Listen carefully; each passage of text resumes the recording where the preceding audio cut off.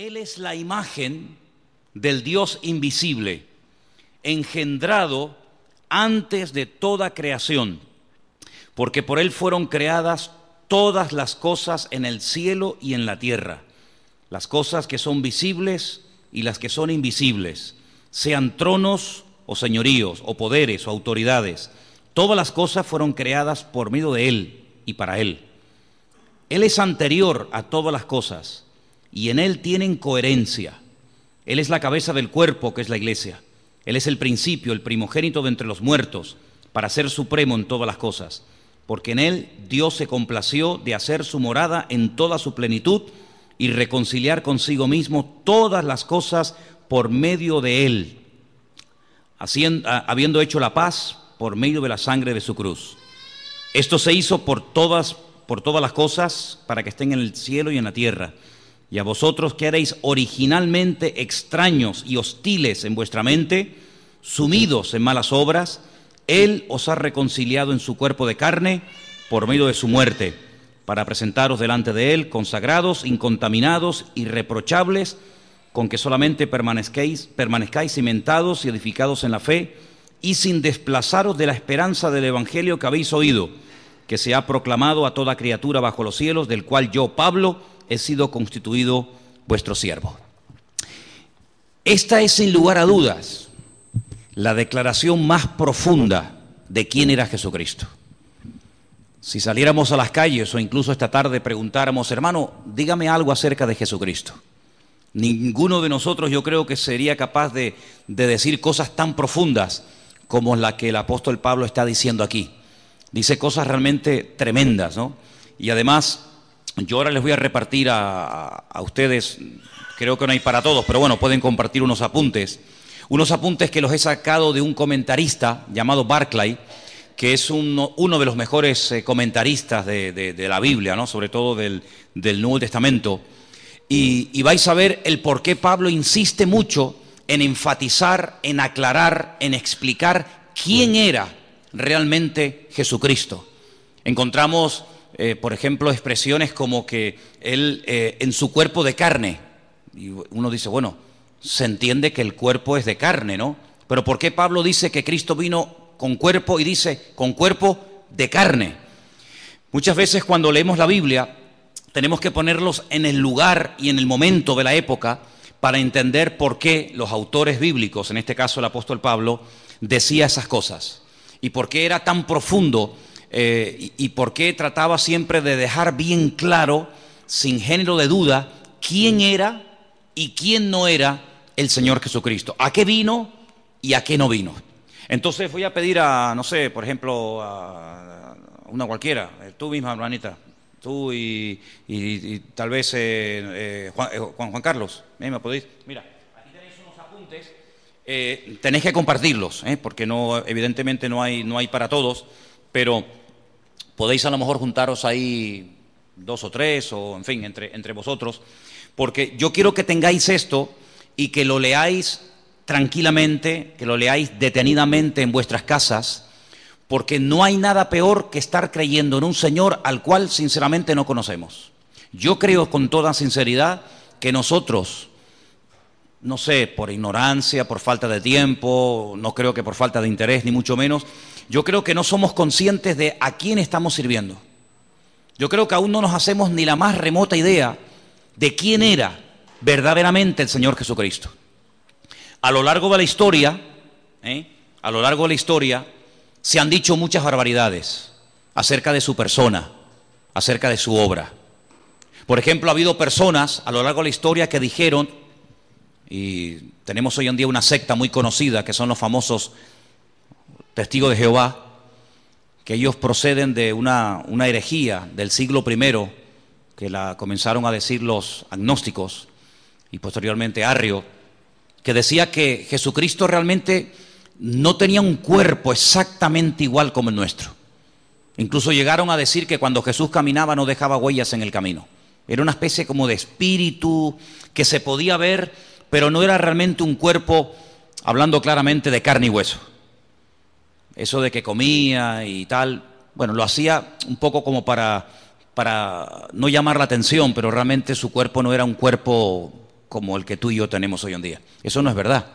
La Biblia nos enseña que Jesucristo tenía un cuerpo exactamente igual que el nuestro. Nació exactamente igual que cualquier ser humano. Tuvo una madre, tuvo un padre, comía, dormía, se cansaba, respiraba, tenía que beber agua. Podéis ver a Jesús en el camino cuando va para el norte y para en Samaria. Le pide a una mujer un vaso de agua, lo vemos durmiendo cansado del camino, lo vemos descansando, en fin, un cuerpo exactamente igual. Pero en la figura, en la persona del Señor, es algo único e irrepetible. No ha habido ni habrá nadie que en el mismo tiempo estén, digamos, coexistiendo dos naturalezas, la humana y la divina. Vemos a Jesús capaz de perdonar pecados. Los fariseos se extrañaban y pensaban que blasfemaba porque decían, ¿quién puede perdonar pecados sino solo Dios? Yo creo que a estas alturas tenemos claro que el único que puede perdonar los pecados del ser humano, ¿quién es? Es Dios. Un hombre no tiene poder, según la Biblia, para perdonar los pecados a otra persona. Jesús lo hacía. ¿Se acuerdan el ejemplo? ¿Se acuerdan el momento y el lugar? Dice la Biblia que él estaba en una casa compartiendo la palabra. De repente le bajan del techo un paralítico descolgado por unos amigos y cuando él lo ve, le dice, hijo, a ti te digo, tus pecados son perdonados. Después lo sanó, ¿verdad? Pero lo primero que hace es arreglarlo por dentro y después arreglarlo por fuera, ¿sí? Su parte espiritual y su parte física. Eso solamente lo puede hacer Dios, Él lo hacía, ¿verdad? Romanos capítulo 9 dice que Jesucristo, además lo dice categóricamente, Jesucristo es Dios, así, sin género de duda. Jesucristo es Dios. Jesús decía, el que me ha visto a mí ha visto al Padre. Jesucristo decía, yo y el Padre somos uno. Así de claro. Jesucristo era capaz de hacer cosas que a los seres humanos no se nos ha permitido hacer. Como por ejemplo caminar por encima de las aguas. ¿O hay alguien aquí entre ustedes que tiene ese poder? Sería interesante que lo pudieras, no sé, demostrar, ¿no? O sea, no, yo puedo caminar por encima de las aguas. Jesús lo podía hacer. Porque Él es el creador y Él tiene poder sobre la naturaleza y no la naturaleza poder sobre el creador. Jesús era capaz de multiplicar con unos cuantos panes y unos cuantos peces, Él era capaz de multiplicar. Ese poder tú y yo no lo tenemos. Jesús era capaz de transformar elementos, no sé, convertir el agua en vino. Y no convirtió el vino en agua porque no fue necesario, pero en un momento determinado Él convirtió dos elementos que no tienen nada que ver ni en olor, ni en sabor, ni en color, ni en gusto. Él lo hizo en décimas de segundo. Convirtió el agua en vino. Porque Él tiene poder para transformar. Es decir, lo que Él hacía, ningún profeta del Antiguo Testamento lo hizo. Y mira que en el Antiguo Testamento hubieron profetas que hicieron cosas tremendas. Dice la Escritura que los milagros que Moisés logró hacer a través de los muchos años que estuvo, digamos, dirigiendo el pueblo de Israel, dice que no ha habido ningún otro profeta que se levantara con tanto poder y con tanta autoridad como Moisés. Fue, digamos, el más grande de todos, pero Jesús lo superó, evidentemente, ¿no? Jesús llegó un día a decir que Él era antes de Abraham. Lo leía recientemente y le dijeron, pero si tú no tienes ni 50 años, ¿cómo es posible que tú hayas conocido a Abraham y que incluso te atrevas a decir que tú eres antes de la existencia del patriarca Abraham? Y dice, pues yo soy antes que Abraham. Juan lo define como el verbo, como la palabra encarnada, como la palabra humanada, la palabra hecha carne. Dice, en el principio era el verbo era con Dios y el verbo era Dios, ¿verdad? Entonces vemos al Señor Jesucristo con atributos divinos, capaz de perdonar pecados, caminar por encima de las aguas, transformar elementos, multiplicar panes y peces, etcétera, etcétera. Capaz de leer los pensamientos de la gente. Dice, ¿por qué caviláis contra mí en vuestros corazones?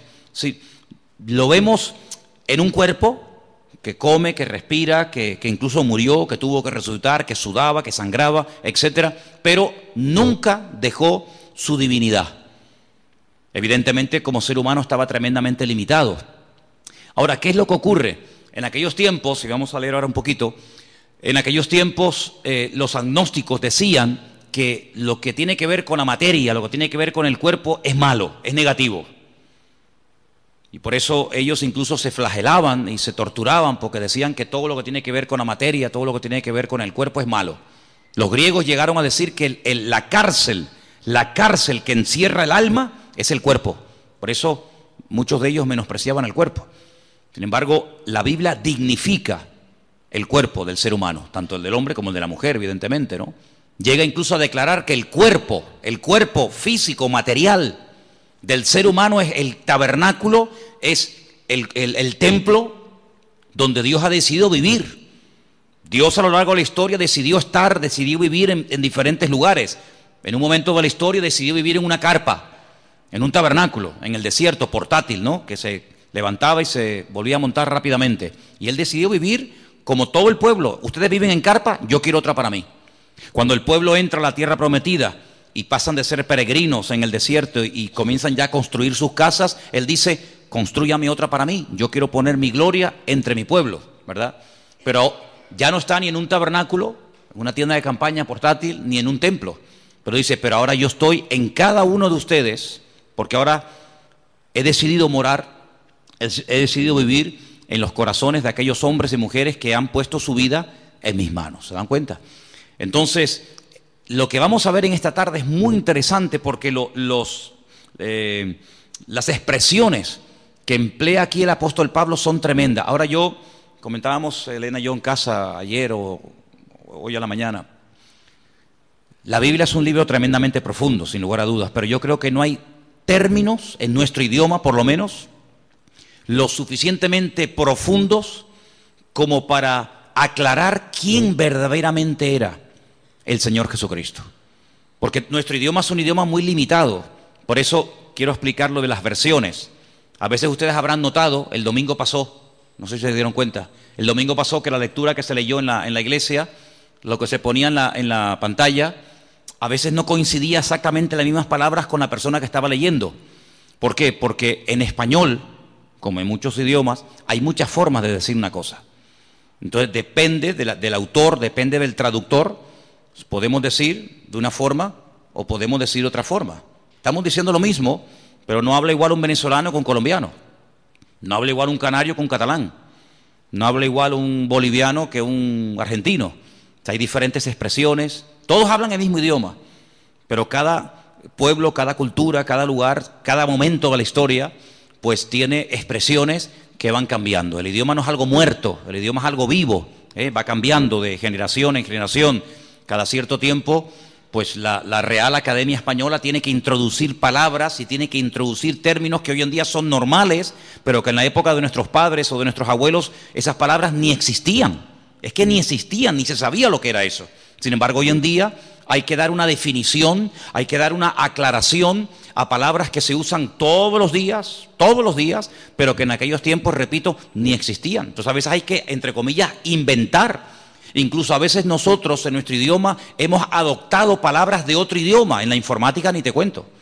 La informática está llena de términos que son ingleses, son términos que no son españoles, pero que de alguna manera ya forman parte de no sé, software. Tantas palabras, no vamos a estar ahora perdiendo el tiempo en eso, pero tantas palabras que todo el mundo o mucha gente sabe lo que significan, pero que sin embargo hasta hace pocos años la gente no entendía. Entonces por eso no es lo mismo coger una Biblia del siglo XIX que leer una Biblia del siglo XXI. El mensaje es el mismo, pero la forma de clarificar el mensaje evidentemente va cambiando y hay que adaptar el lenguaje a los tiempos, ¿no? Entonces, cuando el apóstol Pablo le decide escribir una carta a nuestros hermanos, a la iglesia local de los hermanos de Colosas, pues allí había unos problemas particulares que curiosamente a lo largo de la historia se han ido repitiendo. Entonces, en los apuntes que ustedes han recibido en esta tarde, perdonen la letra tan pequeñita, yo sé que algunos dirán, madre mía, yo esto no lo veo. Es que lo quise hacer grande y mira cómo salían los folios, salían unos folios enormes. Entonces, si quieren sigan la lectura. El resto de los comentarios de este capítulo, del versículo 15 al 23, está todo explicado aquí. No tiren estos apuntes, léanlo frecuentemente, porque hay expresiones que necesitamos saber qué es lo que realmente quiso decir el autor.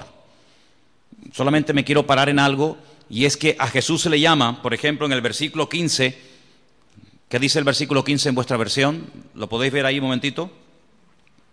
Colosenses 1:15, ¿qué dice? Leerlo juntos en altavoz, por favor.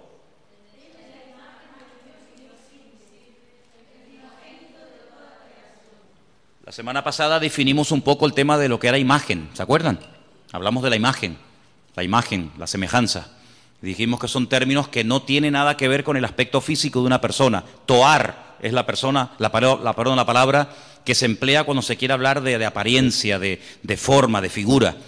Pero cuando la Biblia habla de que hemos sido creados a imagen y semejanza de Dios, no significa que físicamente el hombre se parece a Dios. Nada que ver, en absoluto. Se refiere a sus atributos, se refiere en cuanto a sus características. Es un ser inteligente, capaz de razonar, de pensar, de tomar decisiones.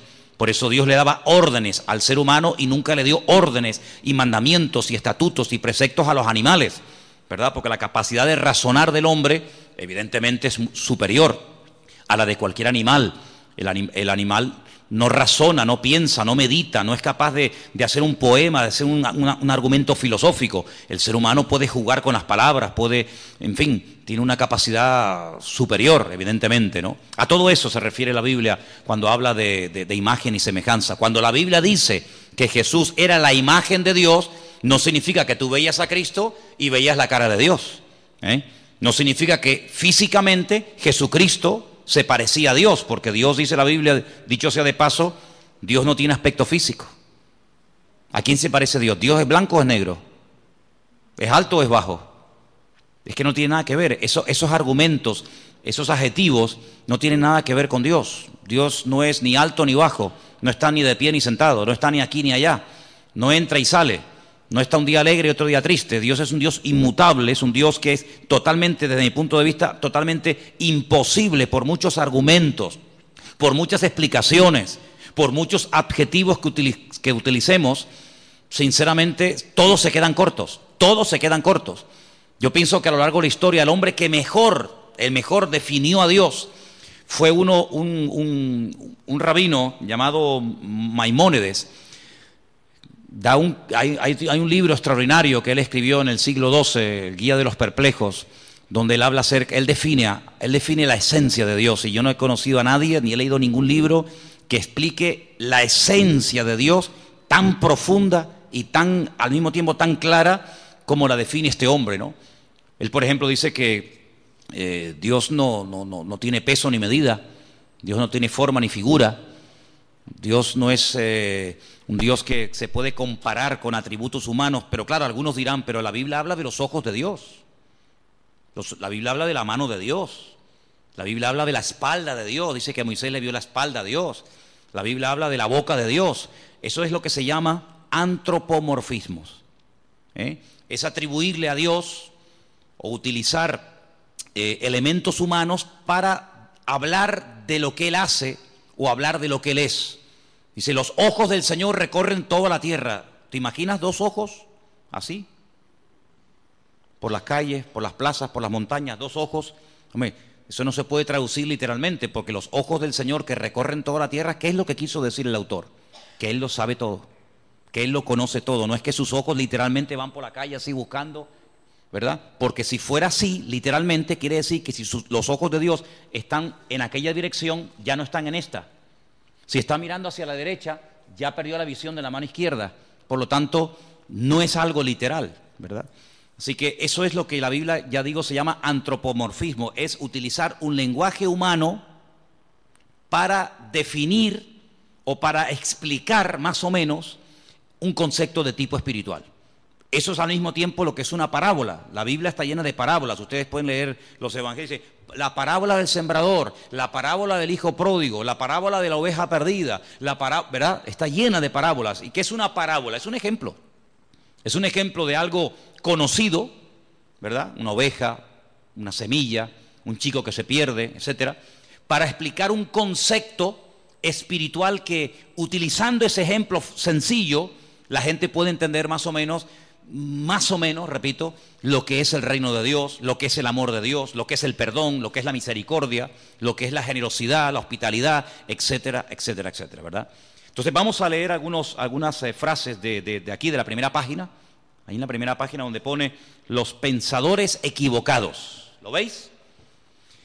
Disculpen que todos no tengan los apuntes, pero después si queréis podemos hacer fotocopias, porque es muy bueno que todos tengan estos apuntes y los leas y los repases, porque tenemos que profundizar y crecer en nuestro conocimiento de Dios. Dice así: uno de los hechos de la mentalidad humana es que uno no piensa más de lo que se ve obligado a pensar.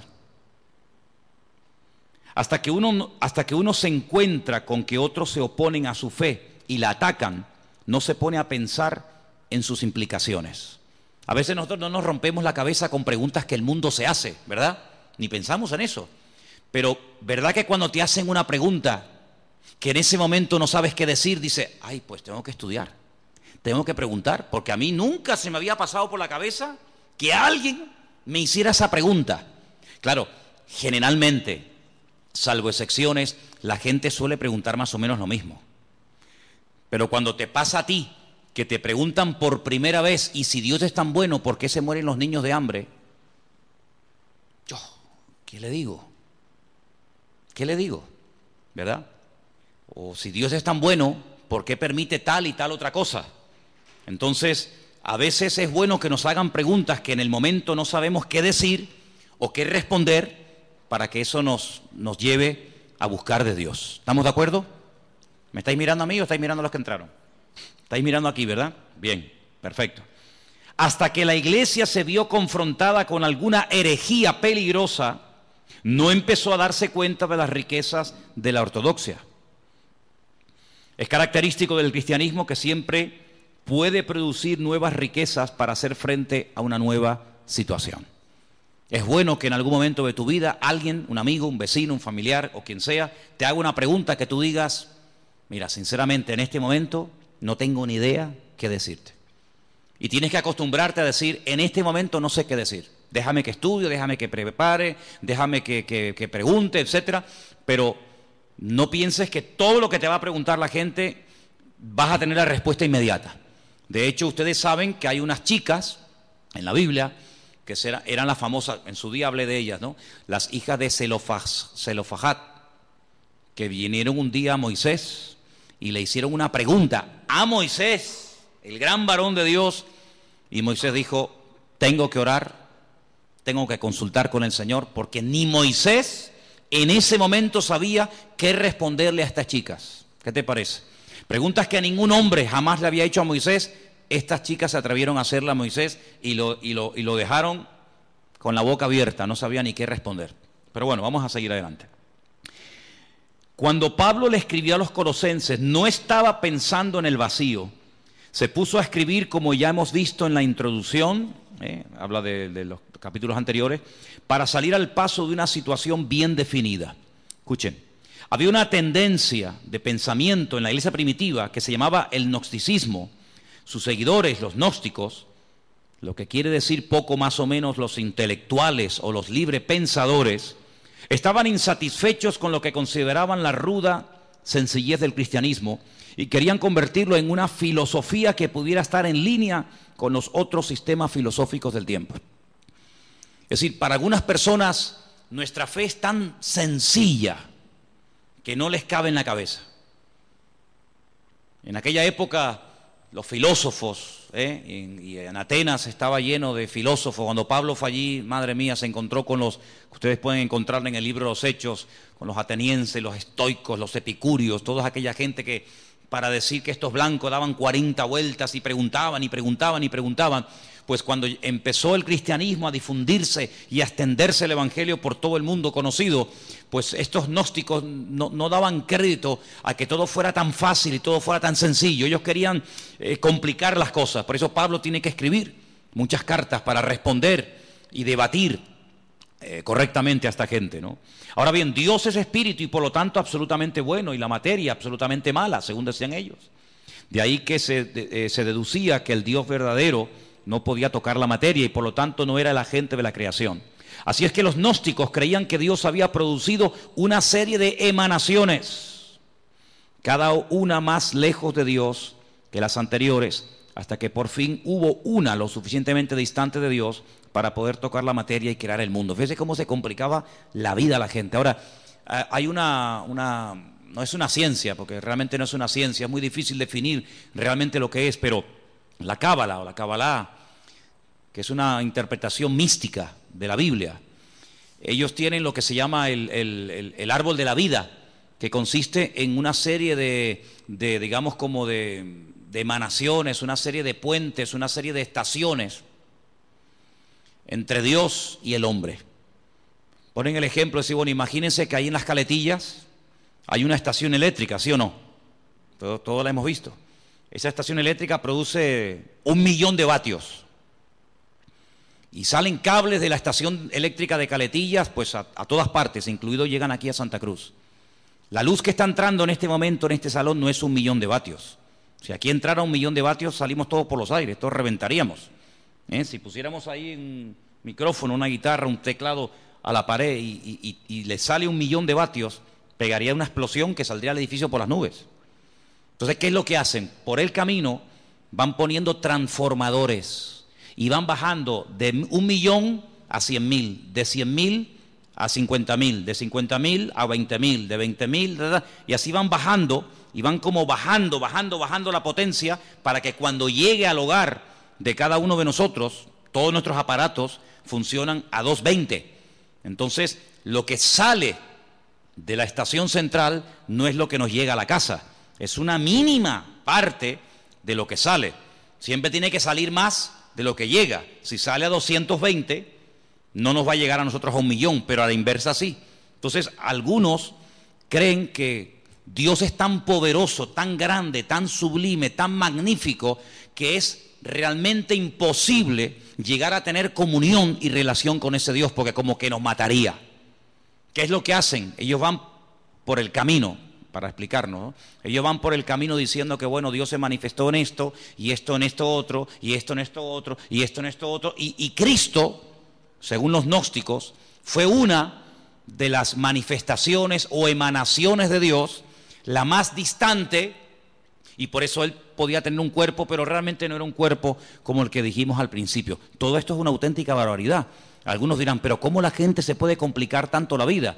Pero esto fue antes del año 100, después de Jesucristo. Imagínense, si estas cosas no se aclaran al momento, si el apóstol Pablo, con la sabiduría y el conocimiento que el Señor le dio, no fuera capaz de taparles la boca, de hacer lo que se llama apologética, si defender correctamente los principios bíblicos, en el año 2015, siglo XXI, el Evangelio estaría totalmente distorsionado y no tendría absolutamente nada que ver hoy el Evangelio con el Evangelio que predicaba Jesucristo y los discípulos. Por lo tanto, se tuvo que defender la fe en aquel momento, se tuvo que aclarar las cosas, y gracias al Señor tenemos, por ejemplo, la carta de los Colosenses, que va en una línea, la carta a los Efesios, la carta a los Tesalonicenses. ¿Por qué hay tantas cartas? Porque en cada congregación surgían diferentes opiniones o diferentes herejías. Por ejemplo, en Colosas decían que una de las formas de acercarnos a Dios es adorando a los ángeles. Ya parece que se ha ido a la moda, pero hubieron unos años, aquí en Canarias por lo menos, en los que en algunas farolas se veía pegados unos papelitos donde daban cursos para que la gente pudiera contactar con su ángel particular y ese ángel le llevara a Dios, y de esa manera no ir directamente a Dios porque es demasiado poderoso, pero a través de un ángel como que se baja la intensidad. Se puso de moda el famoso libro o el famoso curso de milagros, ¿verdad? Donde la gente podía, entre comillas, producir con una serie de técnicas y con una serie de historias sus propios milagros, autosanarse, autoliberarse, y ahí surgieron buenos pensamientos, la famosa nueva era, donde ellos dicen que el hombre es como un ser que tiene dormido, tiene como atrofiado una serie de valores, una serie de capacidades que el pecado ha apagado, pero que con una serie de clases y de principios y de no sé qué y no sé cuánto, ya no hace falta ni ir al médico ni que nadie ore por ti, sino que tú te puedes autosanar, porque tú eres una especie como de Dios en miniatura, una especie de ser tremendamente poderoso pero atrofiado, apagado, dormido, porque el pecado te ha, digamos, dormido esas capacidades espirituales. Y bueno, y la gente se complica la vida de una manera con tal de no ir a Dios, con tal de no buscar al Señor, son capaces de buscarlo donde sea. Y por eso el apóstol Pablo fue un hombre muy usado, no solamente para extender el Evangelio que nos ha llegado a nosotros exactamente igual, sino también para decirle a aquella gente las barbaridades que decían y para que hoy en día tengamos respuestas ante estas barbaridades. Entonces vamos a seguir leyendo un poquito y después nos vamos a meter en el pasaje. Los gnósticos llegaban todavía más lejos. Estamos en la primera página de los apuntes que les di. Conforme las emanaciones se fueron distanciando de Dios, se volvieron cada vez más ignorantes de Él. Y en las emanaciones más distantes se daba no solamente la ignorancia de Dios, sino la hostilidad hacia Él.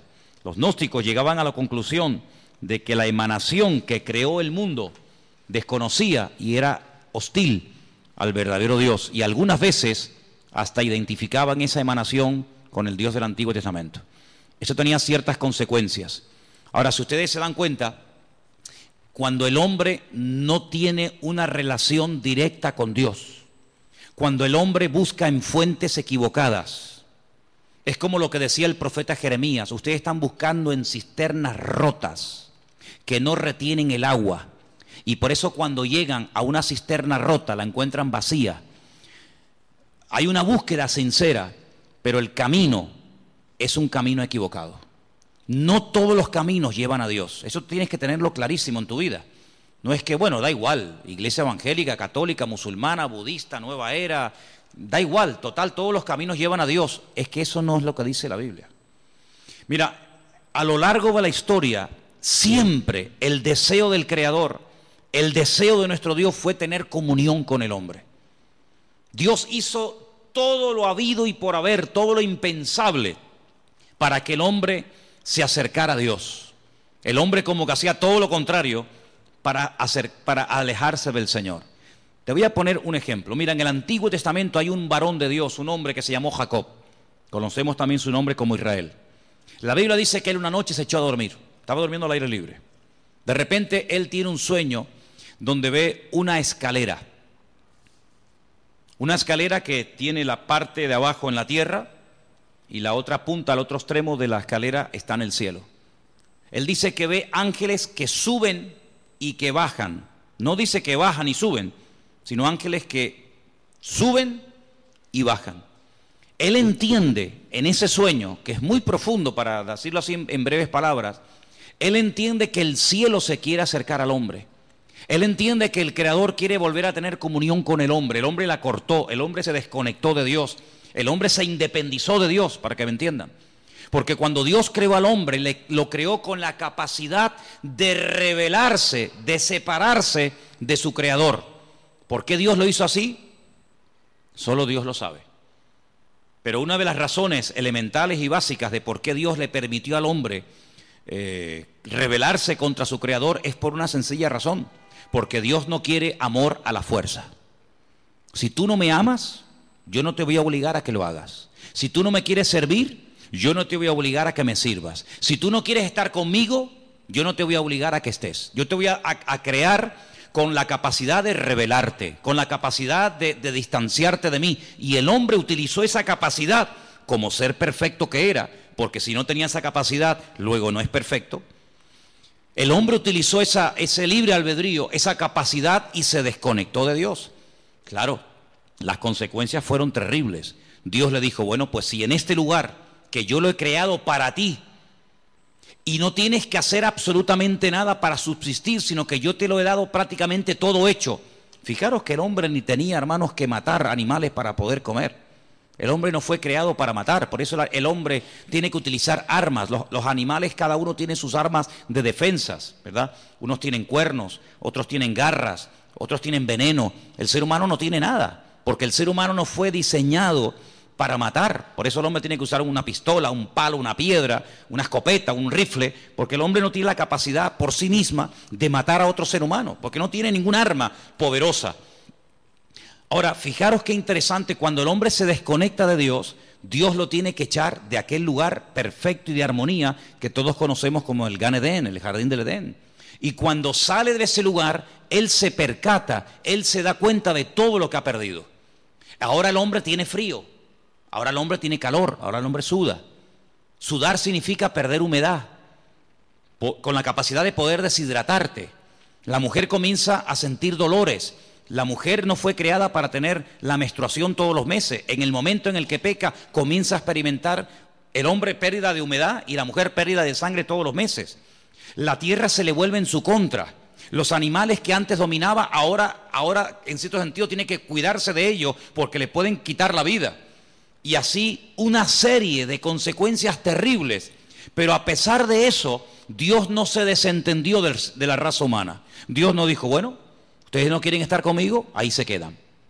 Sino que el hombre sigue, permítame la expresión, detrás del hombre, buscando al hombre.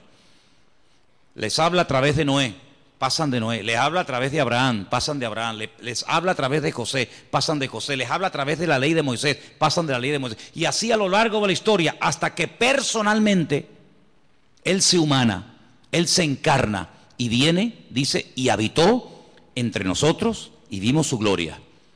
Bueno, ya después de tantas manifestaciones del amor de Dios y de tantas oportunidades, el hombre habrá entendido que no se puede esconder de Dios. ¿Qué es lo que hacen? Matan a su hijo, creyendo que de esa manera ya Dios va a cesar en esa ansia, en ese anhelo de buscar constante y permanentemente al hombre. Nada más lejos de la realidad. Lo matan y el Padre dice en Romanos capítulo 8 que a través del poder de su Espíritu Santo resucita a su hijo al tercer día. Luego la muerte no acabó con Cristo, la muerte fue el inicio de una etapa nueva, donde ahora ya no va a estar bajo la ley de un antiguo pacto, sino la ley de un nuevo pacto. Vienen los apóstoles, vienen los discípulos, vienen los padres de la iglesia, a lo largo de la historia, siglos y siglos y siglos y siglos. Dios continuamente buscando al hombre. El hombre inventando todo tipo de excusas, todo tipo de herejías, todo tipo de barbaridades, que si él no murió, que si él se desmayó, que si María Magdalena se equivocó de tumba, que si los discípulos robaron el cuerpo, que si se equivocó de no sé qué, que si no tenía cuerpo, que si no tenía espíritu, una detrás de otra. Pero sin embargo Dios, en el anhelo y en el deseo de buscar al hombre, hoy en día sigue tocando y llamando a la puerta de los corazones. ¿Para qué? Para tener comunión, para tener relación contigo y tú con Él. Y de esa manera poder descubrir el propósito de tu existencia. Y no pasar por esta vida sin saber qué hago, a qué me dedico, a dónde voy. Sino que sepas en todo momento por qué el Señor permitió que tú nacieras y que tú existieras y que tú estuvieras en este planeta un periodo muy corto de tiempo, muy corto, porque la vida es algo tremendamente efímero, algo tremendamente corto, que pasa así y cuando te das cuenta, ¡pum!, se te fueron tus 80, tus 90 años. Pero el objetivo no es vivir en esta tierra por la eternidad, sino prepararnos para retornar al Creador y tener este tiempo como una especie de escuela de preparación para lo que realmente es la vida verdadera, que es la vida eterna en la presencia del Señor. ¿Te das cuenta? Entonces el diablo ha intentado por todos los medios habidos y por haber cegar, que la ignorancia sea la tónica habitual del ser humano, que no lea la Biblia, que no se acerque a Dios, que se acerque a otras cosas, que tenga todo tipo de experiencias y de sensaciones, menos la búsqueda sincera y genuina de buscar a Dios. Pero vemos en la palabra de Dios que el hombre sigue y sigue y sigue y sigue rebelándose contra el Creador, pero todos aquellos que le reconocieron les dio el derecho de tener un título que solamente llegó a tener un pueblo en la tierra, y es la de ser llamados hijos de Dios. ¿Cuántos dicen amén? Así que ya Dios no podía hacer nada más. Ahora vamos a seguir leyendo un poquito más adelante en los apuntes que les he dado, porque hay una expresión que se usa que se ha malinterpretado hasta el punto de decir, y te dicen, no, es que la Biblia lo dice, que Jesucristo, escuchen bien porque esto es muy sutil y ustedes tienen que tenerlo muy claro, que como Dios sabía que el hombre iba a pecar, porque Dios lo sabe todo de antemano antes de que ocurra, ¿sí o no? Dios es omnisciente, todo lo sabe, nada le sorprende.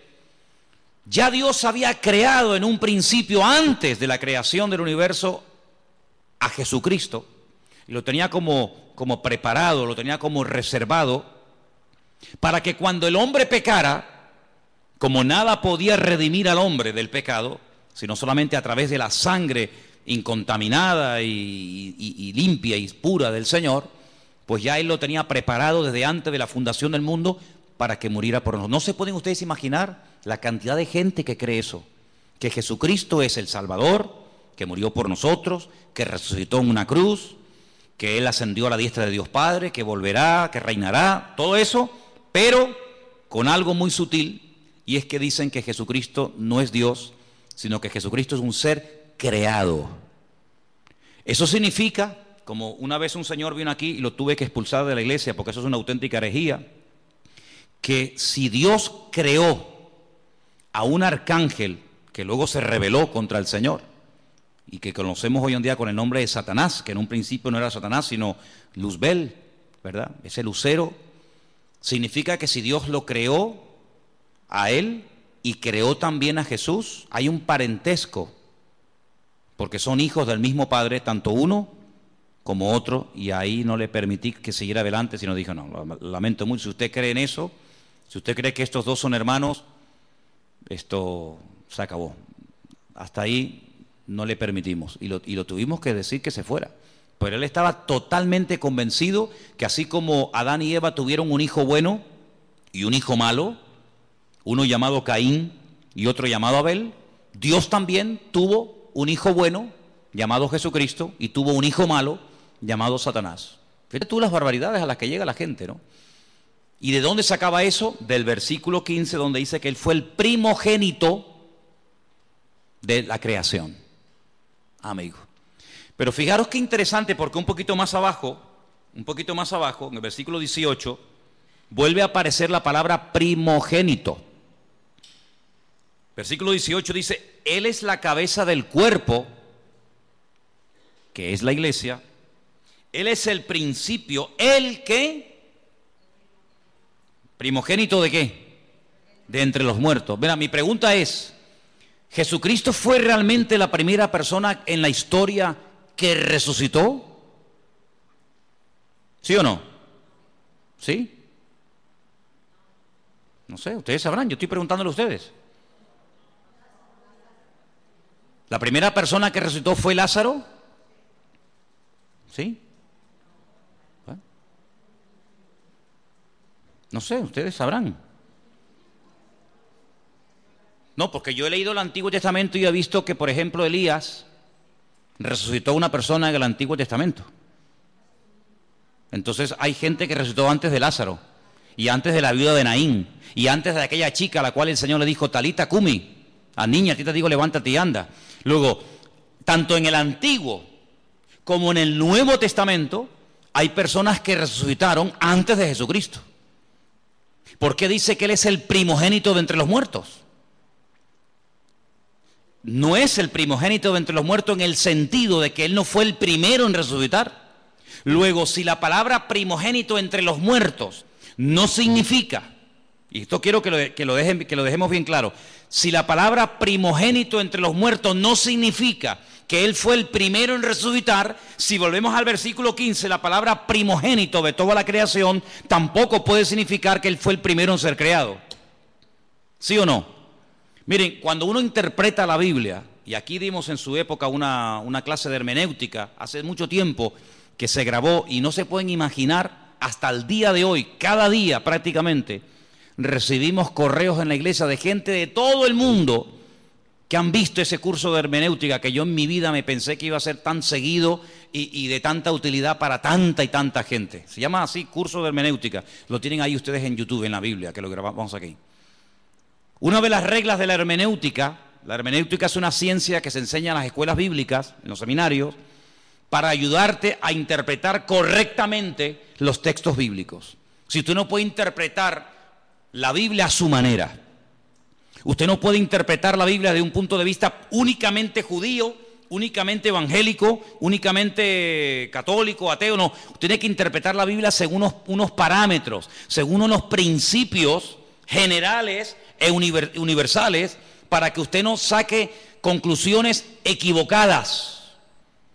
Por ejemplo, cuando estudiamos, no me voy del tema, pero quiero dejar bien claro esto, porque hay gente aquí que está empezando a venir a la iglesia, y hay gente aquí que lleva años en la iglesia, y a todos ustedes tienen que tener bien claro que todos leemos la misma Biblia, pero lógicamente una persona que está empezando a leer la Biblia por primera vez en su vida no tiene a lo mejor el conocimiento, la base que tiene una persona que lleva toda la vida leyendo la palabra de Dios, que ha oído un montón de estudios, que ha hecho cursos, etcétera, etcétera. Tiene unas bases, ¿verdad?, para interpretar la Biblia completamente diferente, ¿sí o no?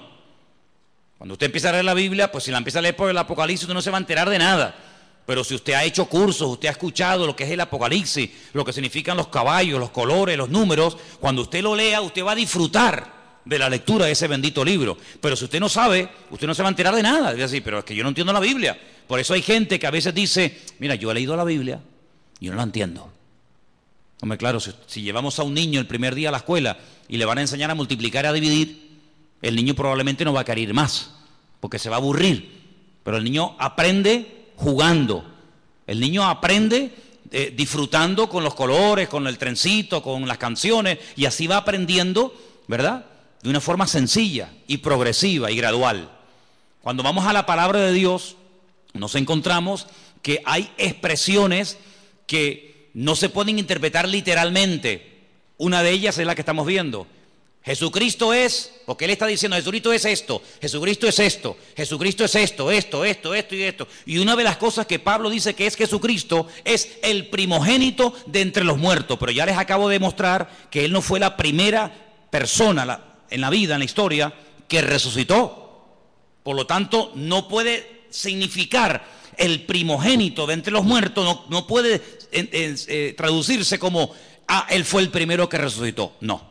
Jesucristo no fue el primero en resucitar. Mira, Lázaro, no resucitó Jesucristo a Lázaro. Si Cristo resucitó a Lázaro, ya Cristo no fue el primero en resucitar, sería en todo caso Lázaro. Bien, por la misma regla de tres, si usted empieza a interpretar unos textos y usted se encuentra la misma expresión, pero versículos antes, como por ejemplo en el versículo 15, dice primogénito de la creación. Bueno, pues primogénito de la creación significa que Él fue el primer ser creado. No lo puede traducir así. Vamos a leer según este comentario, según los apuntes que ustedes tienen ahí, qué puede significar esta expresión y después la vamos a clarificar. Estamos casi al final de la página 2, página 766, donde pone lo que Jesucristo es en sí mismo. ¿Lo veis? Aquí abajo. En este pasaje, Pablo dice dos cosas importantes acerca de Jesús. Ambas en respuesta a aquella gente de los gnósticos de aquella época. Los gnósticos habían dicho que Jesús no era más que uno entre muchos intermediarios y que por muy glorioso que fuera, era solo una revelación parcial de Dios. Pablo dice que Jesucristo es la imagen del Dios invisible. Colosenses 1:15. Usa aquí una palabra y una figura que despertaría toda clase de memorias en las mentes de los primeros lectores. La palabra eikon, en griego, e imagen en su traducción correcta. Ahora bien, como señala este autor, una imagen puede ser dos cosas que se confunden entre sí. Puede ser una representación, pero una representación, si es lo bastante perfecta, puede ser también una manifestación. Cuando Pablo usa estas palabras, establece que Jesús es la perfecta manifestación de Dios. Para comprender cómo es Dios, tenemos que mirar a Jesús. Yo le digo a la gente, ¿usted quiere conocer a Dios? ¿Quiere saber cómo piensa, cómo siente, cómo es Dios? Tienes que conocer a Jesús. A Dios llegamos a través de Cristo. Si usted no conoce a Cristo, es imposible que usted conozca a Dios. Porque Dios se manifestó, Dios se reveló a través de Jesucristo. Hebreos capítulo 1 que dice, Dios habló a lo largo de la historia a nuestros padres de muchas formas y de muchas maneras, pero en los postreros días ha hablado a través de Cristo. Si usted conoce a Cristo, usted no va a tener ninguna duda de cómo es Dios. Cuando usted conoce a Cristo, escuche bien lo que le digo, cuando usted conoce el corazón del Señor, cómo es el Señor, usted no va a tener que estar todo el santo día preguntando, esto es bueno, esto es malo, lo puedo hacer, no lo puedo hacer, puedo ir, no puedo ir, lo digo, no lo digo, lo miro, no lo miro. Cuando usted conoce al Señor, usted sabe perfectamente lo que le agrada a Dios y lo que no le agrada. Usted no va a tener que tener un perro policía todos los días a su alrededor para decirle, no, eso no se hace, no, eso no se dice, no, eso no se toca, no vayas para acá, no vayas para allá. Eso al principio está bien, pero llega un momento en el que tú ya conoces tanto al Señor que tú ya sabes hasta lo que le gusta al Señor.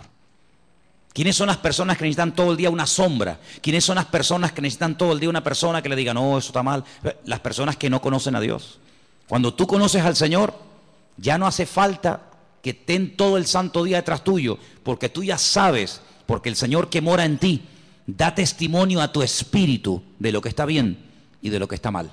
Los que están empezando y los que llevamos ya tiempo en las cosas del Señor, podemos decir por experiencia que hay momentos, desde que hemos comenzado a conocer o a interesarnos en conocer al Señor, hay momentos en los que sin nadie decirnos nada, cosas que habíamos hecho durante toda la vida, ahora resulta que las vas a hacer y tú dices, no sé, me siento raro, ya no me gusta. Cosas que antes te volvían loco, ahora dices, ya no tienen para mí ningún atractivo. ¿No te ha pasado eso? Dime la verdad. Amigo, porque el espíritu que tienes dentro de ti tira hacia las cosas del Señor y hay como como una alarma que te dice, eso no está bien. Nadie lo sabe, nadie te ha visto, pero el Señor que mora en ti ya comienza a hablarte. Si tú esa voz la cultivas, no la apagas, no la ignoras, sino si tú esa voz, esa sensación, por decirlo así, tú le prestas atención cada día, tú vas a ser más sensible a lo que tienes que ser y nada sensible a lo que no tienes que ser sensible.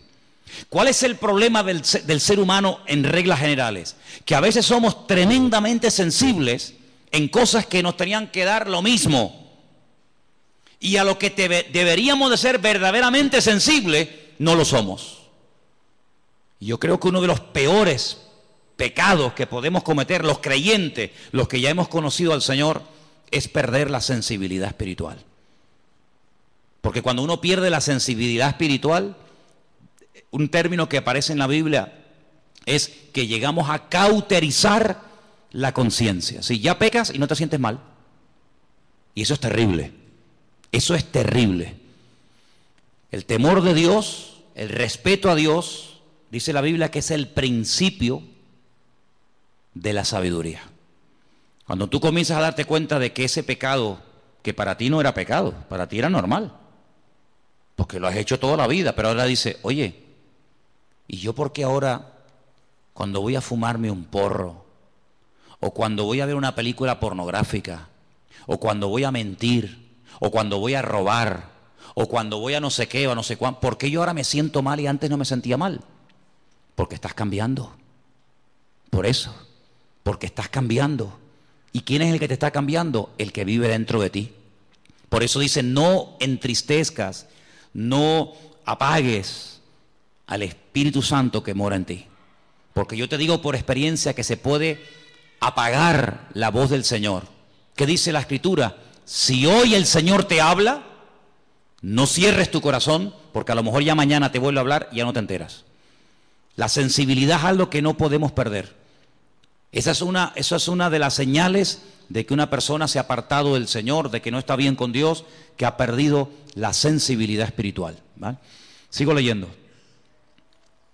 El Antiguo Testamento, versículo donde pone la A, y la literatura intertestamentaria, si lo que está entre el Antiguo y el Nuevo Testamento, tienen mucho que decir acerca de lo que es la sabiduría. Bueno, vamos a leer un poquito más adelante porque yo lo que quería que ustedes vieran acerca de lo que significa verdaderamente aquí. Perdón, vamos a la página 767. Vamos a esa página, por favor. Lo que Jesucristo es para la creación. Él es el primogénito de toda creación. Debemos procurar darle el verdadero sentido a esta frase. Como aparece en la Reina Valera, podría querer decir que el Hijo fue la primera persona que fue creada. No. Usted sabe lo que a mí me atormentaba cuando yo comencé a venir a la iglesia. La pregunta que a mí me volvía loco. Ya gracias al Señor eso ya ha pasado a la historia, pero yo era una cosa que era algo como una obsesión, era algo que me volvía loco.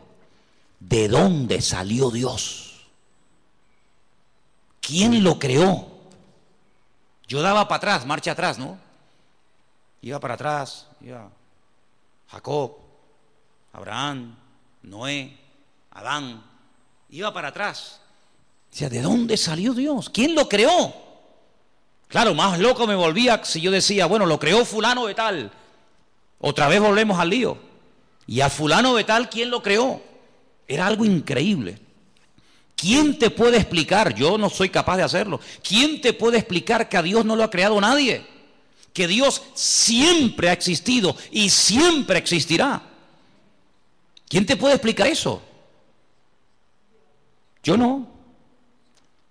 ¿Sabes cómo se acepta eso? Por fe. Señor, yo no sé todas las respuestas, pero yo solamente sé una cosa, que tú existes y tú eres mi Dios. ¿Quién le puede a usted explicar el concepto que los cristianos llaman Trinidad?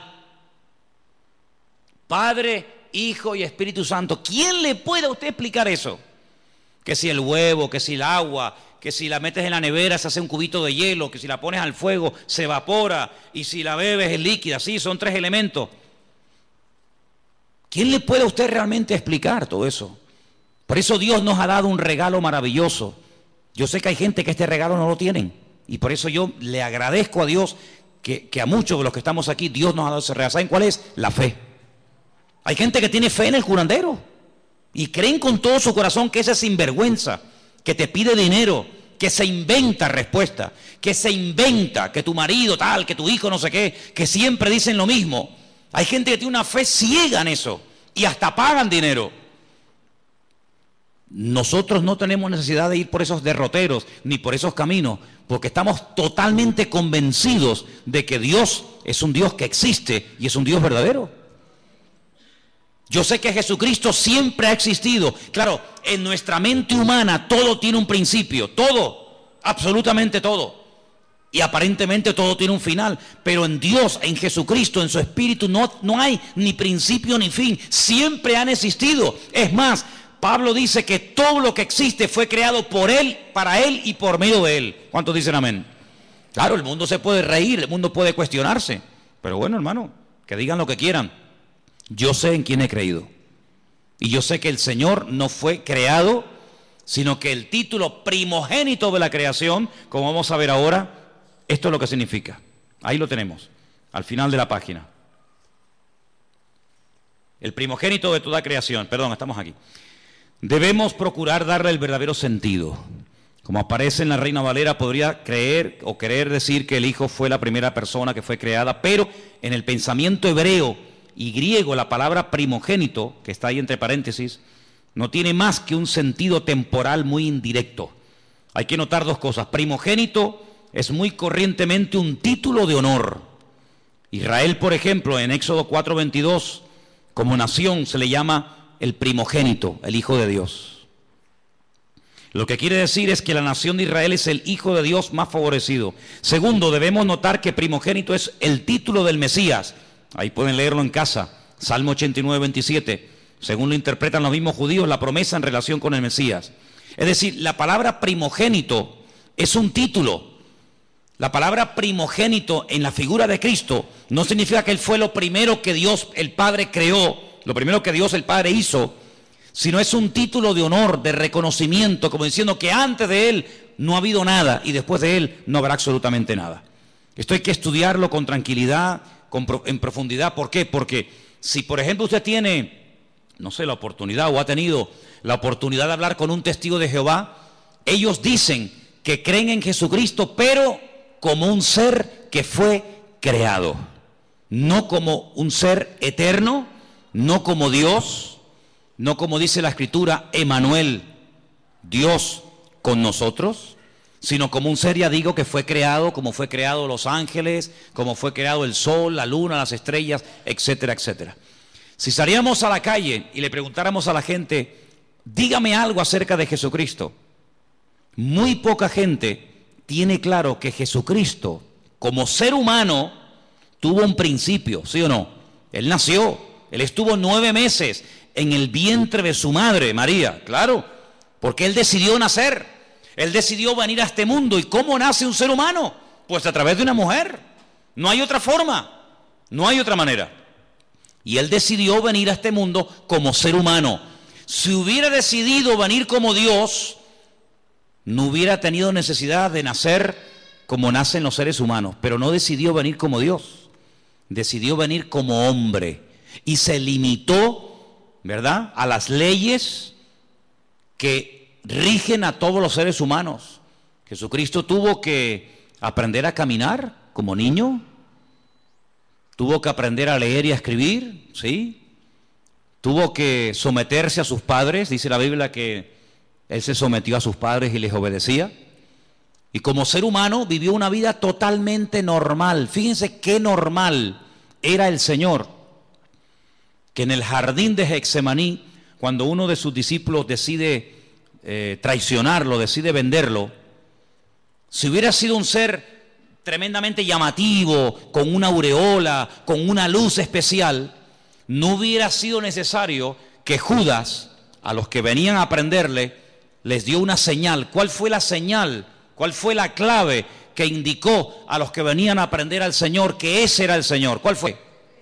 El beso, el famoso beso de Judas, ¿no? Podía haber dicho, mira, el más alto, el más guapetón, aquel que tiene una luz blanca que le sigue a todas partes, aquel que está siempre rodeado de ángeles, aquel que levita y no toca con los pies el suelo, sino que va así, como volando, ¿no? No, era tan normal, que hasta Judas tuvo que decir, tengo que darle un beso, porque pasa desapercibido delante de todas las personas, porque el atractivo realmente del Señor no era el aspecto físico, sino era la esencia de lo que Él era y de lo que Él verdaderamente había venido a hacer a este mundo. Y nosotros tenemos que profundizar en nuestro conocimiento del Señor. Por eso animo a los que están empezando que lean los evangelios. Tenemos 4, ¿cómo se llaman? Mateo, Marcos, Lucas y Juan. Ahí ustedes van a encontrar cómo hablaba, cómo reaccionaba cuando lo criticaban, cómo pensaba, cómo se movía en medio de sus enemigos, cómo trataba a los niños, a las mujeres, cómo trataba a sus discípulos, cómo era intolerante frente al pecado, pero tremendamente misericordioso y compasivo ante gente que había caído, pero que les daba la oportunidad de rehacer su vida. Y ahí en los evangelios encuentras a Cristo como ser humano, pero también como un Dios perfecto, humanado, limitado entre nosotros, pero que nos amó tanto que se dejó matar. Ahora, el concepto tal vez más profundo de lo que Él es, el concepto más maravilloso de todos los que rodean a Dios, podemos decir que Dios es santo, ¿sí? Podemos decir que Dios es justo, podemos decir que Dios es bueno, en fin, podemos decir un montón de cosas, ¿sí o no? Pero el concepto del amor de Dios, ¿tú lo entiendes? Es impresionante, ¿no? Porque generalmente los seres humanos tenemos la tendencia, me imagino que ustedes también, de seleccionar, ¿no? Cuando tú dices, bueno, hay ¿cuántos? 100. Como que dentro de esos 100 hay un pequeño grupo más cercano a ti y los otros sí están ahí, pero ¿qué te parece?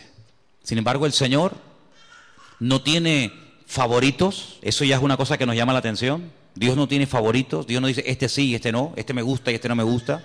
Es un Dios que ama al pecador, ¿sí o no? Ama al pecador, pero no ama, aborrece el pecado que cometen los pecadores. O sea, son dos cosas distintas. Él ama a todo el mundo por igual. Y son cosas que no nos caben en la cabeza. Porque ahora, por ejemplo, se está hablando mucho de este chico que huyó al extranjero, que mató a 2 jóvenes en la península, ¿no? Imagínate que ese chico viene a España, lo condenan y tiene que cumplir 15, 20, 30 años, en fin, lo que le toque. Imagínate que mañana va a esa cárcel un pastor, un hermano, una hermana, le habla del Señor. El chico reconoce la barbaridad que ha hecho, se arrepiente, pide perdón al Señor. Mi pregunta es, ¿Dios perdonaría a esta persona? ¿Sí o no? Delante de los hombres es un asesino. Tiene que estar ahí hasta que se pudra, ¿no? Hasta que cumpla la condena. Pero si esa persona le pide perdón a Dios, esa persona nos la vamos a encontrar el día de mañana en el cielo, en la presencia del Señor. ¿Quién entiende eso? ¿Quién entiende eso? Nadie. Pero así es el corazón de Dios. Es una cosa increíble. el peor asesino, lo peor de la humanidad, si se arrepiente y verdaderamente quiere cambiar, Dios lo perdona, Dios le da otra oportunidad, y aunque delante de los hombres nunca lo van a perdonar y será toda la vida el fulano, el asesino, el criminal o lo que sea, delante de Dios puede llegar a tener el título de hijo o de hija de Dios. De hecho, ha habido casos en la historia de personas, en Estados Unidos, en algunos lugares existe la pena de muerte, personas que estaban condenados a muerte por la justicia de los hombres, pero sin embargo se arrepintieron y le pidieron perdón al Señor, y como le dijo aquel ladrón en la cruz, condenado a muerte por el Imperio Romano, porque se lo merecía. De hecho, él dijo, nosotros padecemos justamente, yo no me quejo, si yo me merezco esto y peor, pero yo te pido que a pesar de lo malo y de lo ruin que he sido, que tú te acuerdes de mí cuando vengas en tu reino. Y el Señor podía haber dicho, pues hijo, lo siento mucho, yo no te puedo perdonar porque tú has sido esto y esto. Sin embargo, ¿qué dijo el Señor? Hoy estarás conmigo en el paraíso, amigo. El concepto del amor de Dios es lo que más me impacta de nuestro Dios. Porque si Él es el primogénito de la creación, la imagen de Dios, el camino, la verdad y la vida, todo eso está muy bonito. Pero a mí lo que me cautivó y lo que me transformó la vida fue entender que Dios a mí me había amado de tal manera que fue capaz de mandar a su Hijo para que lo mataran en una cruz, simplemente por amor. ¿Qué te parece? Así que el apóstol Pablo intenta taparle la boca a los gnósticos de la época. A lo largo de su ministerio tuvo muchas luchas con los religiosos, con los fanáticos, con los que metían o intentaban meter falsas doctrinas en las congregaciones. Pero lo que nos tiene que quedar bien claro en esta tarde a todos y a cada uno de los que estamos aquí es que Dios a nosotros nos ama tal y como somos. Aunque nunca cambiáramos, ¿sí o no? Aunque nunca cambiáramos, aunque nos muriéramos así como somos hoy, el Señor en este momento a cada uno de nosotros nos ama, y cada vez que le pedimos perdón al Señor de corazón y de verdad, el Señor siempre perdona. Hace unos días estaba en televisión y como una novedad, como una cosa, como que hubieran bajado extraterrestres del planeta X y vinieran a este mundo y dijeran, oye, que han venido unos extraterrestres, como una cosa del otro mundo. Daban la noticia en todos los medios de comunicación de las últimas declaraciones del Papa, que si una mujer que abortó, ¿no dijo más o menos así? Verdaderamente de todo corazón pide perdón a Dios, que hay que perdonarla, y lo contaron. Y yo digo, pero mira, si eso lo sé yo hace 30 y pico de años cuando me convertí a Cristo. Sinceramente, a lo mejor para usted, señora, o para usted, caballero, será una cosa de decir, oye, que cómo estamos cambiando, qué cosa tan tremenda. Pero miren, ¿sabes qué? Es que yo conozco al Señor, no me hace falta que don Francisco diga semejante cosa, porque ya mi Dios en su palabra me ha dicho que el que viene a mí, yo no le echo fuera. Da igual si ha abortado, da igual si ha asesinado, da igual si ha matado con ganas o sin ganas, queriendo o sin querer, me da igual. En la palabra de Dios encontramos que si hubiéramos pecado, primero de Juan capítulo 1 dice, si hubiéramos pecado, abogado tenemos para con el Padre, a Jesucristo el justo. Y la sangre de Jesucristo nos limpia de todo pecado. Por lo tanto, a mí no me causa ninguna sorpresa diciendo, ¡ay, qué maravilla! Pero si la maravilla hace 2000 años ya la dijo Él. Ya hace 2000 años el Señor Jesucristo murió en la cruz para demostrarle a toda la raza humana que no importa lo lejos que nos hayamos separado de los caminos del Señor, no importa, mira, lo bajo que hayamos caído, las barbaridades que hayamos hecho, si le pedimos perdón al Señor, Dios siempre perdona, y otra cosa más, y olvida. ¿Cuántos dicen amén? El Señor a nosotros no nos dio la capacidad de olvidar las cosas malas que nos hacen. Una cosa es que no nos domine, una cosa es que no me quite el sueño, una cosa es que no esté ahí continuamente amargándome la existencia, y otra cosa es que yo olvide. Si usted me pega ahora a mí una patada y usted me pide perdón y yo te perdono, oye, yo te perdono, pero yo no puedo olvidar que tú me pegaste una patada, y además si se me quedó un moretón y si me tuvieron que escayolar, pues menos todavía. Pero hay una característica tremenda, que un Dios todopoderoso diga y declare categóricamente, y Él no miente, que cuando Él perdona, Él olvida al mismo tiempo. Como diciendo, yo nunca te voy a echar en cara, nunca te voy a reprochar lo que me hiciste o me dejaste de hacer, lo que dijiste o dejaste de decir. Solamente hay un ser en todo el universo que es capaz de amarnos y de soportarnos como Él. Y Él se llama Jesucristo, Rey de Reyes y Señor de los Señores. Así que conociendo al Señor, te vas a terminar enamorando de Dios. Y quiero terminar diciendo algo. Léanse todos estos apuntes porque son muchos y hay que leerlos con detenimiento y estudiarlos. Pero déjeme que le diga solamente una cosa, y lo he dicho en varias ocasiones.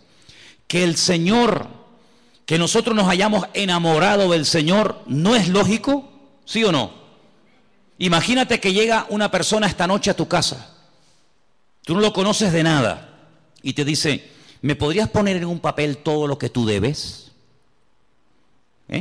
Sí, póngame todo lo que usted debe. Pues mira, debo el coche, debo 5 letras del coche, ¿no? Alguno, ¿no? Debo la hipoteca de la casa, me quedan no sé cuántos años por pagar la hipoteca. ¿Qué más? Pues hombre, no sé, debo... Bueno, muy bien, pónmelo todo en una lista. ¿Cuánto suma esto? Lo que sea, toma, ahí tiene usted el dinero. Y así, en cuestión de segundos, ya no debes nada al banco ni a nadie. ¿Te gustaría? ¿Sí o no? Algunos son muy espirituales y dicen, no, hermano, yo oro al Señor. Vale, muy bien. Entonces usted no es espiritual, usted es bobo. ¿Estás enfermo? ¿Te duele algo? Y llega esta persona y te dice, ¿dónde te duele? Pues mira, tengo un dolor aquí. Te pone la mano encima, ora por ti y nunca más te vuelve a doler eso. Oye, ¿tú no le tomarías aprecio a esa persona? Lógico. Cuando tienes un problema no lo buscarías a él o a ella porque te ha ayudado tanto que, oye, mira, ¿me podrías venir un momentito que te quiero hablar contigo? Me pasa esto, me pasa lo otro. ¿Quién no se puede encariñar? ¿Quién no puede apreciar, respetar? No digo enamorarse, pero respetar a una persona así, cualquiera. Bueno, pues en cierto sentido, eso es lo que el Señor hace continuamente con nosotros. Nos sana, nos fortalece, nos levanta cuando caemos, nos anima.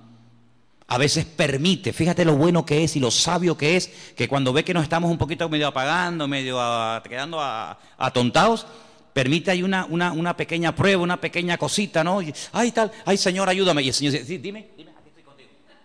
Fíjate lo bueno que es, que podía decir, bueno, ya no quieres orar, pues nada, no ores. Pero Él dice, le voy a poner una piedrita en el zapato, para que le haga una llaguita. Ay, Señor, mira que me salió una llaguita, sí, dime qué quieres que haga. Señor, que me sana, ahí está, pum, la sanidad. ¿Quién no se enamora de un Dios así? ¿Sí o no? A todos nos ha pasado. Pero lo que yo quiero preguntarles ahora, ¿qué vio Él en nosotros para enamorarse de nosotros? Porque ¿cómo no me voy a enamorar de un Dios que tiene estas y más características, cualquiera? Pero ¿qué vio el Señor en ti y en mí? Cuando a veces una persona que te ama te dice, qué ruinito que eres, ¿No te han dicho nunca eso? Qué malo que eres. Cuando quieres ser malo, eres malo, Cuando quieres ser buena, mira que eres agradable, Pero el Señor, a pesar de nuestras debilidades y defectos, Él nos ama. Hermanos, amemos también nosotros al Señor. Y sirvámosles con alegría, sirvámosles de todo corazón, porque es un privilegio el ser llamados hijos de Dios. Y quiero terminar pidiéndoles que hagan una reflexión. Imagínense que en esta noche supiéramos, es una hipótesis, no es real, pero imagínense que supiéramos que en este momento en la Plaza de España, allá abajo en pleno corazón de Santa Cruz, hay 8 o 10 mil personas sin hogar, sin agua potable, sin comida, sin nada, y que hay cientos y cientos de niños, pues como los niños que tenemos aquí en la iglesia, que a veces entran, salen, el otro que canta, el otro que toca los palitos, Bueno, pues eso es lo que está pasando en este momento en Europa, donde hay miles y miles, millones de personas huyendo de países que están totalmente destrozados. Y yo me preguntaba hoy, digo, Señor, si nosotros al salir del culto en esta noche sabiendo esa situación, no se nos ablanda el corazón, entonces que nosotros nos hemos convertido sin darnos cuenta en creyentes tremendamente teóricos.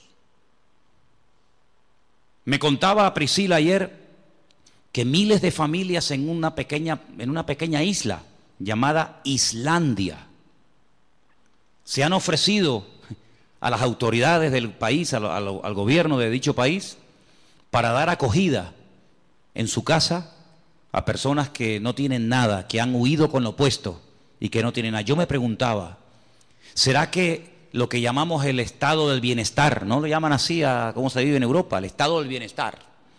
¿No será que el hecho de que nadie nos haya perseguido nunca, porque a nosotros no nos ha perseguido nunca nadie? A ningún hermano nuestro lo han torturado en una cárcel, lo han crucificado, a nadie. Lo más que nos han dicho es un insulto, lo que sea, ¿eh? ¿No será que todo eso, sin darnos cuenta, se nos ha vuelto en nuestra contra? Y nos hemos hecho tremendamente cómodos e insensibles ante el dolor ajeno. Pues están en Hungría, hermano, están allí en Hungría, están en Grecia, están tan lejos. Pero yo pregunto, ¿seríamos capaces, y me pregunto yo también estoy metido en el ajo, ¿seríamos capaces nosotros de decir, pero por qué tienen que estar ahí un montón de familias pasando frío y hambre, cuando nosotros somos la sal de la tierra y la luz del mundo? ¿La luz para qué es? Dice el Señor, no es para ponerla debajo de la mesa, es para ponerla encima y que todos sean alumbrados con la luz del Evangelio, con la luz de los cristianos. ¿Seríamos capaces nosotros de decir, vénganse a vivir a nuestra casa? Tengo 3 habitaciones, nada más duermo en una, ¿para qué quiero 2 habitaciones vacías? ¿Seríamos capaces de traer una familia a nuestra casa? Si no somos capaces de reaccionar ante momentos de urgencia, nuestro cristianismo es simplemente una teoría. Es simplemente una teoría. Yo sé que no es nuestra realidad social. No tenemos ahí a miles y a miles de personas acampadas, pasando frío, pasando hambre, sin saber a dónde van. Pero ¿y si fuera? ¿Y si esa fuera nuestra realidad? ¿Seríamos capaces de dar la bienvenida, la acogida, para que se quedaran un montón de gente durmiendo aquí en la iglesia o en nuestra iglesia del Puerto de la Cruz? ¿Seríamos capaces? ¿Seríamos capaces de llevarnos a un matrimonio, con hijos o sin hijos, a vivir a nuestra casa y demostrarles el amor cristiano, pero no con palabras y con canciones, sino con hechos? Y en verdad, ¿seríamos capaces? Yo me preguntaba todo eso en estos días, porque dicen que desde la Segunda Guerra Mundial, la catástrofe humanitaria más terrible es esta que se está viviendo hoy en día, donde miles y miles, y Dios está poniendo a prueba, y yo lo siento así, Dios está poniendo a prueba el cristianismo de Europa. Yo creo que Europa entró en una decadencia espiritual, pero el Señor le está dando a Europa la posibilidad de volver a ser avivada, pero no tanto por la predicación teórica del Evangelio, sino por la predicación y el ejemplo práctico del Evangelio. Yo creo que esta es una oportunidad para que Europa se levante de las cenizas. Yo creo que esta es una oportunidad para que la iglesia en Alemania, en Hungría, en Italia, en España, que ha estado dormida durante generaciones, vuelva otra vez a levantarse y a decirle al mundo, aquí estamos nosotros los cristianos. Aquí estamos nosotros para demostrarle a la gente lo que es hospitalidad, para demostrarle al mundo lo que es amor. No, pero es que la mayoría son musulmanes y no es precisamente a los musulmanes o a quien sea a quien tenemos que demostrarle el amor de Dios. Porque la Biblia dice que si saludamos a los que nos saludan, ¿qué mérito tenemos? Si amamos a los que nos aman, ¿dónde estará la recompensa? El Señor nos dice que tenemos que hacer por los demás lo que nos gustaría que los demás nos hicieran a nosotros. ¿Cuántos dicen amén? ¿Qué les parece la reflexión? Yo creo que todos somos, unos más y otros menos, muchas veces egoístas. Pero esta es una prueba que el Señor está permitiendo que venga a este suelo, a este continente, para que nos demos cuenta si esos países tan prósperos, ¿son prósperos solamente porque tienen o son prósperos porque son? Porque son países solidarios, países de amor. Y yo les voy a decir algo, hermanos, y lo digo de verdad con todo mi corazón. El pueblo más hospitalario del mundo no es el pueblo evangélico. El pueblo más hospitalario de la tierra no es el pueblo cristiano, ¿Sabéis quién es el pueblo más hospitalario de la tierra? El mundo musulmán. El musulmán copió esta buena característica de su padre, de Abraham. Y el musulmán es hospitalario, se deleita y se goza de tener forasteros, de tener extraños en su casa. Lo mamaron desde la cuna y es algo que lo llevan en la sangre. Y es una bendición que ese pueblo tiene, aunque sean tal vez de otras posturas, de otra creencia. Así que, hermanos, todas estas enseñanzas nos tienen que llevar a un cristianismo práctico. Si yo salgo de aquí, me voy a mi casa y que cada uno se busque la vida, nuestro cristianismo probablemente no es el cristianismo de la Biblia. Será otro tipo de cristianismo que se ha practicado durante siglos, pero el cristianismo es abrir la casa al necesitado. El cristianismo es compartir la camisa que nos sobra con el necesitado. El cristianismo es ser solidario con la persona que lo necesita. Y la regla de oro dice, no le hagas a los demás lo que no te gustaría que te hicieran a ti, o más bien hazle a los demás lo que te gustaría que te hicieran a ti. Yo creo que la prueba también nos llegará a nosotros, ¿sabes? Creo que en algún momento nos tocará a nosotros pasar por el tamiz, pasar por la balanza de Dios, y ahí se demostrará, en estos últimos tiempos se demostrará quién es y quién no es. Quién verdaderamente era creyente para salir de sus problemas, para que consiguiera trabajo, para que todo le fuera bien, o quién ha entendido verdaderamente el Evangelio y ese principio, y termino, que más bienaventurado es dar que recibir. ¿Cuántos dicen amén? Cierra tus ojos ahí donde estás. Y todas estas preguntas, hermanos, nos las tenemos que hacer. Todas estas preguntas. El tiempo en el que estamos viviendo no es un tiempo fácil. Es un tiempo de prueba. Es un tiempo donde Dios está viendo cómo va a reaccionar su pueblo. Y es la iglesia, no las naciones, no los gobiernos, la iglesia, la que tiene que tomar autoridad. Y la que tiene que levantarse ahora en pie de guerra y decirle al mundo, aquí estamos los cristianos, con los brazos abiertos, dispuestos a bendecir al mundo, dispuestos a ayudar al que verdaderamente está buscando ayuda desesperadamente. Y hay miles, millones y millones de personas totalmente desesperadas que huyen con lo opuesto. Y qué bueno sería que se encontraran con miles de creyentes que les demostraran que el amor de Dios no es teoría, es práctica. Aleluya. Señor, te damos gracias en esta tarde por todo lo que tú eres, por todo lo que tú representas para cada uno de nosotros. Te pedimos, Señor, que tú nos ayudes a manifestar tu amor de una forma práctica, de una forma visible y real.